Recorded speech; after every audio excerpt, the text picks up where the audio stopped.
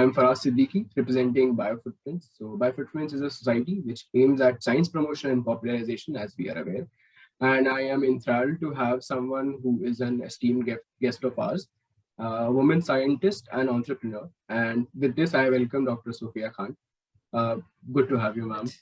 So I'll give you a very short but a very impressive introduction. So Dr. Suphiya Khan is an associate professor and founder of spin-out company Drumlins, Water Technologies Private Limited, which is at Banasthali Vidyapith. She has published 78 publications, 5 patents, and 5 books. She has successfully commercialized her lab technologies into the novel products and founded the spin-off company, Drumlins Water Technologies Private Limited.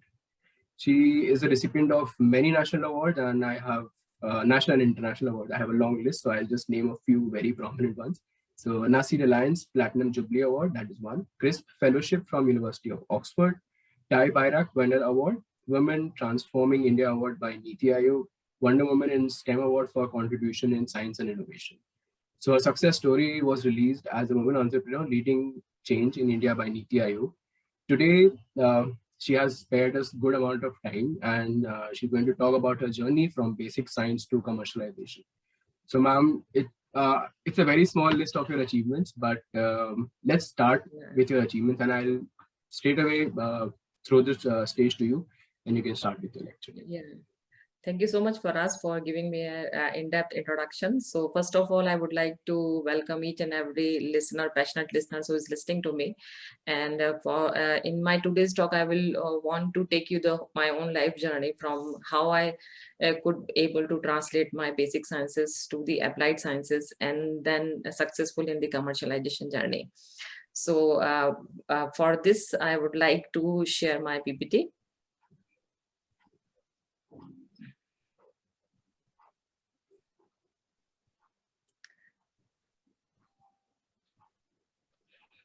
Is it visible? Absolutely, very clear. Yeah.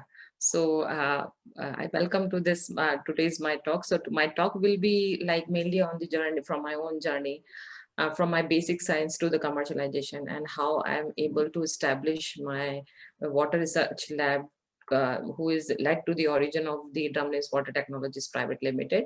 So this company has been situated at the Atal Incubation Center, Banasthali Vidyapith, and Banasthali Vidyapith is the world's largest residential women university. So this company has a spin-out company from our own research lab at the water and like from the Center for Excellence Water and Energy.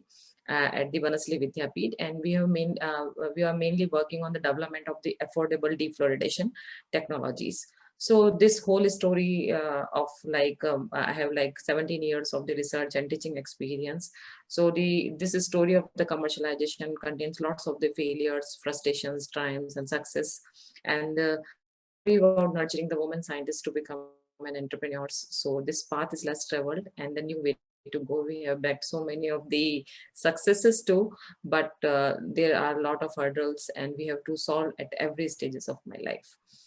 So I want to take you 15 or 16 years back when I joined this university. So this university has been set up in the rural setting and has like endemic to the problem of fluoride. So I trained as a molecular biologist. I established my whole lab in the DNA fingerprinting area. But when I joined over there and find out like in the surroundings that lots of people has to go, young people has to go through the knee replacement before the age of the 40 due to the skeletal fluorosis. So this is the skeletal fluorosis and the dental fluorosis. And my own daughter Sami has also suffered from the problem of dental fluorosis. So it bounds me to think, despite of we have an RO system from day one at our home. So what is the problem with the fluoride?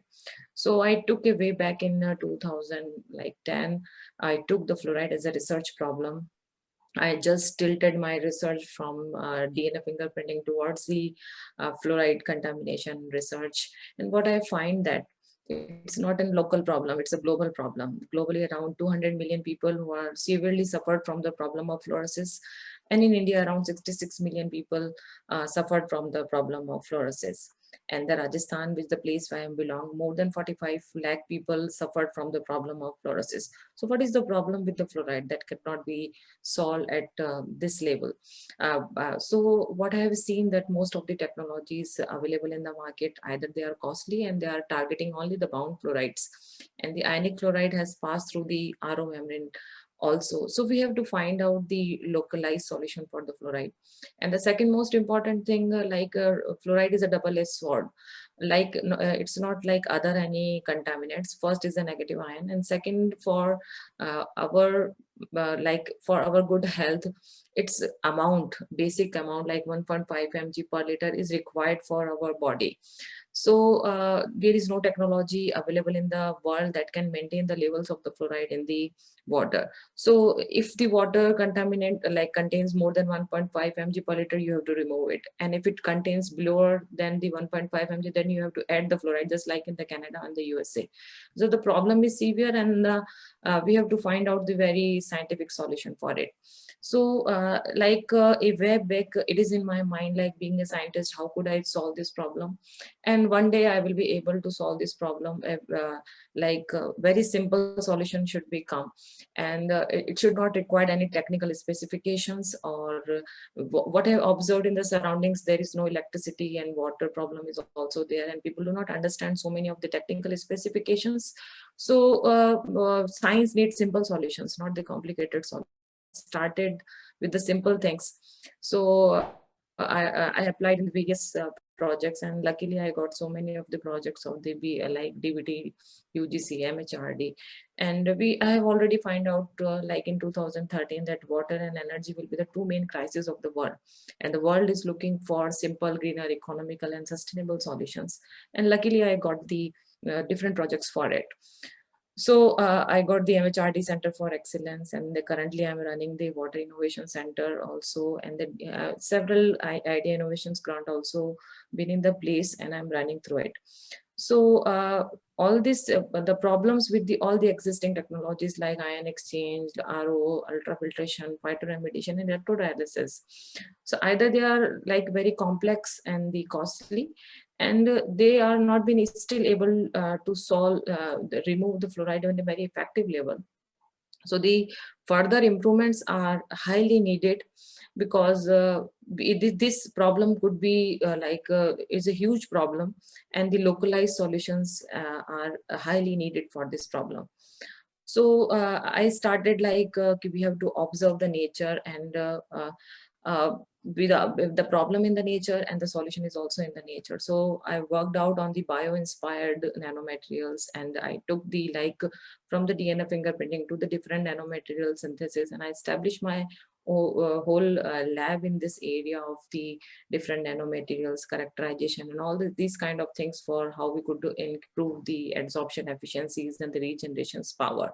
So we have to see at the nanoscopic level and observe the things which are happening around us. Like we are able to see the localized problem, and we have to able to see the different solutions which are already existing in the nature. So I inspired by the nature, and I took the various natural methods for the removal of the fluoride. So I worked on the removal of the fluoride from the soil as well as from the water, and I did great work on the mapping of the whole fluoride endemic zones, and what are the levels present in the plant leaves, roots, and shoots, and stems, all kind of things, what are their localization. So I started way back and did all the basic research relates to the fluoride. So our problem we have initiated so far, and luckily I am able to say that we have achieved so many of the targets which have set for ourselves. So we have initiated our research in the development of the nano adsorbents and the sensors, and we are at the patent stages. Development of the nanophytoremediation technology already patent and the stage of the commercialization, and detection of the different nanoplastics and the different different contaminants in the soil and the water. So we are in the area of the clean water mainly. And this because we have started our work with the fluoride, but now we are expanding with the arsenic, iron, and all kind of things. So this luckily we have achieved our targets, I can say. And we published more than 82 papers, and we bagged patents also. And as I've already said that we have like already established our own company in the innovation area. So way back we have started work on the phytoremediation aspects of, with the plants that are useful for helping in the removal of the contaminants. But phytoremediation has its own limitations, like it's a slower in the process. So we took PGPR, which is known as a plant growth promoting rhizobacteria chelating agents, nanoparticles, and now we are utilizing the hydrogels also for it. Okay, how we could improve this technology, simple technology, in an efficient manner. So we have published so many of the papers in the basic sciences regarding the mapping of the fluoride endemic zones and constructions of the different nanoabsorbents. And we did a lot of work in the genetics of the hyperaccumulation also. And we have just selected one species like Prosopis juliflora, which is the green solution for the fluoride contaminations. And we did a lot of work in this. My 3 PhD students had worked on the Prosopis juliflora. And we address all the basic questions in the sciences, like how we could improve the heavy metal removal efficiencies and speed up the process, and is microbe or nanoparticles or the materials affect the plant biomass growth or parameters, and how we could make this process sustainable. So we address each and every issue, and we published again so many of the papers in that. We have started our work in the newer green synthesis of the nanoparticles, nanomaterials, and their effects on the plant system. And this paper has been published in the Environment Science Nano also. In that we have find out that the copper CNF has a good role in the accumulation, and it helps in the movement, so it can be easily so we have took this information for our fluoride uptake also in the plants. So this paper has already published, like carbon nanofiber as a micronutrient carrier in the plants, which is an efficient translocation and control release of copper nanoparticle. And this work has been collaborated with our Professor Nishit Verma from the IIT Kanpur, and I am very grateful to him also for like the joint collaborations we did in the past. And this have recently addressed the issue of the sustainability and the recycling of the nanomaterial contamination, and all these kind of things we have addressed in these papers, and we have published in the renewable energy. And constantly we are working on how we could improve the fluoride uptake efficiency, and how I could like modify the upper surface area for increasing the adsorption efficiency. And on the regeneration aspect, I'm also working on these kind of things. And if we are improving the water amount, then we have to take further on the energy aspect should be included in that part, because we could remove fluoride from a smaller amount of water, but if we can like improve the amount of water in thousands and liters or lakhs in amounts, then we need some sort of energy. Passive things will not work up to certain level. So these are the basic science outcomes of it that we have like did in the past. So one day, like we have already many things we discussed in our labs and all kind of things. Suddenly that idea came in our mind. Okay, how one research scholar of me like came to me and said like, ma'am, we suffered a lot of the problem with the leaching. So in front of me there is a tea bag, and I covered why not we prepared a tea bag kind of pouches for the removal of the fluoride and all kind of, we could remove the leaching and all kind of things. And successfully this idea struck so well that we are able to make the tea bag pouches for the removal of the fluoride. And it has been published and get so much of the media attention in 2017, and been published in the scientific report also. Defluoridation technology for water and tea, because these pouches will are able to remove the fluoride from tea and water, that you have to dip the pouch in the water on the tea and the fluoride will be removed. So this idea is like that we from 2017 to 2021, minus the 2 years of the COVID, but we are able to translate and commercialize this. This has we have prepared the pouches only for 250 ml, and constantly we are upgrading this technology for the removal of the fluoride for larger amount of the water. So journey begins with the single step, and we have established the Drumlins Water Technologies Private Limited. So this company is working in the water area, and its vision is to provide the affordable and the clean water solutions. And we are in the area of sub areas like nanobiotechnology. So this is my passionate team members who are constantly working with me, and I'm very, very proud to say that most of them are like postdocs, researchers. This stories has also been have a twist, like, because this company I will not open unless and until two things will not happen in my life. One of the research scholar came to me, and she was very struggling because I belong to the Women University, and I can see the problem of the women in the science and the STEM. Many women has to leave the their career in the sciences just due to the marriage and the kids, and not able to go outside the country for for pursuing their career and all kind of things. So this problem is severe problem. It's not so simple problem, and the woman has to go through the lots of depression and all kind of things. So those PhD students who are not getting the good employment after their PhDs and are not being able to go for the postdocs just after their PhD. So it struck in my mind, like, this idea has a huge potential. Why I should not commercialize and create the opportunities for the women, and especially for the PhD students. So I worked hard a lot. And at that time, like, I do not know about the ABC of it, like how the professor can start their companies and how two things can go together. And being a scientist to the professor journey itself is a lots of transition and the toils. And there is no guidance available at that time. So luckily, when your intentions are good and God is helping you, you got the good things in your life. So the Oxford Fellowship came at me at the right time in my life. So it creates it clears most of the things and mental grudges in myself. How can a professor start their own company innovation? And what I found it gives them a lot of confidence. I worked hard a lot on the women entrepreneurship and on the innovation policies for the student and the entrepreneurship policies at our own university. And at the tier 2 level of the universities, these policies are not well placed, I can say. And nobody is there to role models look after them, that how I could commercialize these things.